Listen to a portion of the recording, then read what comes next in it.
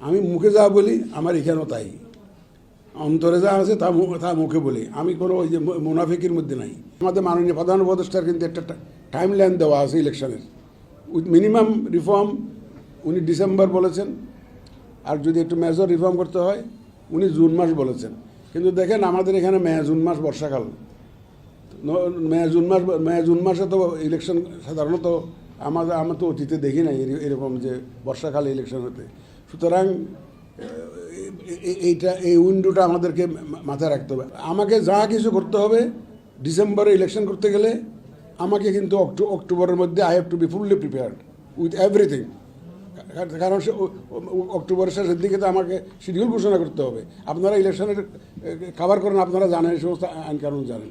সুতরাং এটা মনে করতে হবে যে ডিসেম্বরে ইলেকশন হবে করে বসে থাকলে হবে না। সুতরাং আমাকে আইন কানুন বিধি বিধান এগুলা দ্রুত ফিক্স করে আমাকে কাজগুলা সমাধান করে, যাতে অক্টোবরের মধ্যে, অক্টোবরের যদি মানে ডিসেম্বরে যদি ইলেকশন হতে হয়, আমি সেটাই বলছি, হতে হয় তাহলে অক্টোবরের মধ্যে যাতে আমি প্রস্তুতি নিতে পারি সেরকম ব্যবস্থা করতে হবে।